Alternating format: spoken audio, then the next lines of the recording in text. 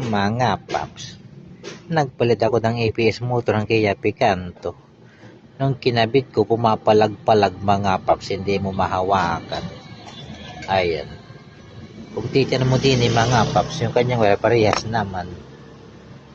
Itim, pula-pula. Ito yung kanyang original mga paps. Ito yung nakakabit sa kanyang manibela na orig mga paps. Ayan.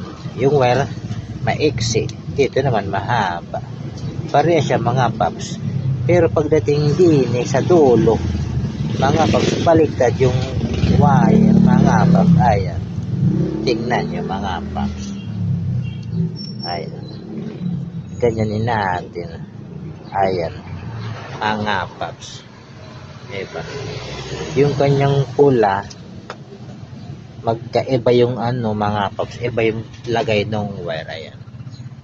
Ito siguro yung dahilan kung bakit pumapalag-palag yung manibela pag linili ko mga paps. Kitang-kita nyo naman magkaiba siya. Iba siya. So kung yung gagawin natin din, pagpapalitin natin ng pwesto mga paps, maya malalaman natin kung ito'y magiging okay na mga paps. Tara, pagpalitin na natin yung wire na ito. Ito na mga paps, yung inaabangan natin na resulta. Tingtingnan natin kung papalag-palag papag yung manibela mga paps. Ayan, nakabit na lahat. Paanda rin natin, neutral muna baka tumikalbong.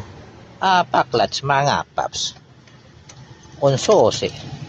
Ayan, normal naman lahat. Pasabugin natin, ayun, umandar. Nawala yung kanyang steering. Tapos ngayon, dati pag hinawakan to ayaw pahawak, parang may pigsa mga paps, umaaray. Tingnan natin. Uy, wala na mga paps. Goods na. Ayan na po, baliktad pala yung wire mga paps. Ayan, very good na. Yung pala mga paps na naging problema. Baliktad yung walang surplus mga paps.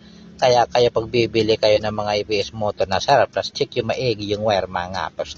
Ayan, okay na. Hindi na kumikilig-kilig mga paps. Dati pag ganyan mo lang hawak, pumapalag-palag pag mga paps, ayaw pa hawak, parang may pigis. Ayan, okay na. Hindi na kailangan na road test mga paps. Bye bye. I love you mama. Chop chop.